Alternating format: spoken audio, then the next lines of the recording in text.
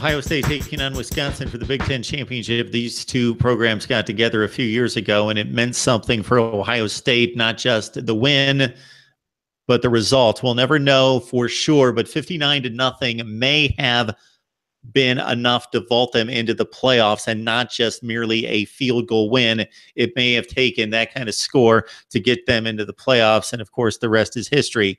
Here we are 3 years later. We've got a Wisconsin team that's undefeated, but still maybe the least respected team in college football, taking on Ohio State as a 5-point favorite, are the Buckeyes at 10-2.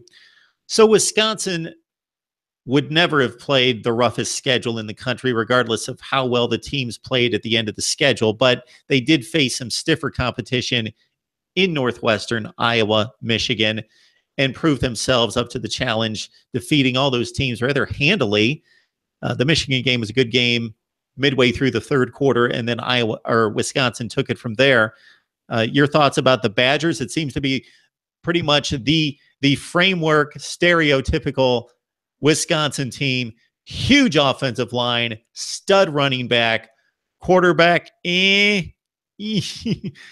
questionable, and maybe some issues on the perimeter and trying to stretch the defense, but their defense, rock solid, technique to the hilt, gamers, scrappers, don't miss tackles, don't miss assignments, don't blow coverages. They do it all pretty much textbook. They are very textbook. They're the #1 defense against the run. They're the #1 total defense in the country. I mentioned before that they're the #2 scoring defense in the country. So not only are they rock solid and disciplined, but they can be aggressive as well. The good news is, as you alluded to with Mr. Hornibrook, that Ohio State defense may also have some similar opportunities, like I mentioned about the Wisconsin defense.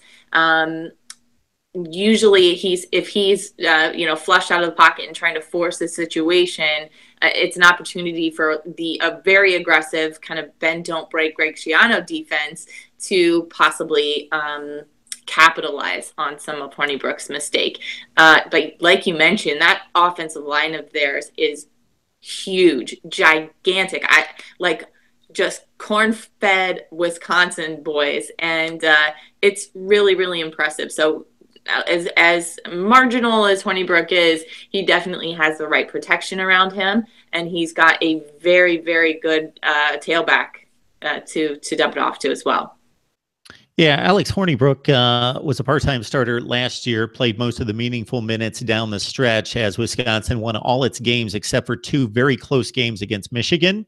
1 score on the road, and Ohio State in overtime before going on to the Cotton Bowl and winning over Western Michigan. So Wisconsin, lightly respected and regarded because they're not going to just wow anyone with their speed and talent. But this team, this program, is a mainstay in college football, top 10 to 15 each and every year. Alex Hornibrook, 64% passer, 21 touchdowns, 13 interceptions. The stats are a little bit glossier than the actual performance. He can deliver the ball, but he just doesn't do it as consistently enough. The last game that I saw pretty much start to finish was the Michigan game. And when they put the game away in the fourth quarter and scored 2 touchdowns to win it, 24-10, he threw some laser shots and made some really good throws. Now, overall, 9 for 19 against Michigan. That's pretty much what he does against the better teams. It's about 20%, and Wisconsin does not want to throw the ball more than 20 times. If you look at any of the Big Ten games this year that have been competitive, boy, he's throwing the ball against the Big Ten, Claire, 20, 17, 18, 24, 19, 20, 18, 19, 19. I think they want to throw the ball 19 times is what Wisconsin wants to do. I think if they've got 19 throws in the third quarter, they say, we're not throwing the ball anymore. That's enough. So it's safe to say if they shut down Jonathan Taylor, then they would definitely have a fighting chance. He's got 1,800 yards on the season. He got to the 1,000-yard mark 7 games in. And again, the reason that Wisconsin is not as respected at 12-0 is because they have an inferior schedule. But I don't care who you are, 1,800 yards on the season was still a game to go for them, and maybe more than it really is is extremely impressive. So let's look at the good defenses against Jonathan Taylor. Most recently against Michigan in Madison, 19 carries for $132. That's 6.9 per carry. Against Iowa, 29 carries for $157. Nothing wrong with that at 5.5 yards per carry. Those are the two best defenses he's faced. Northwestern, a scrappy bunch. They're a good defense, but really not that talented. 19 carries for 80 yards, and he's pretty much ripped up everybody else to shreds. 249 on Nebraska, 219 on Purdue.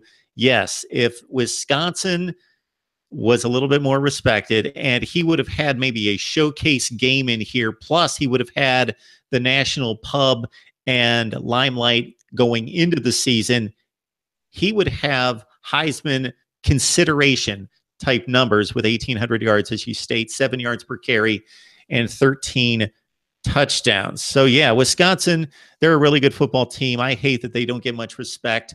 They're sitting at number 4, and they did schedule BYU, and BYU decided to be horrible this year.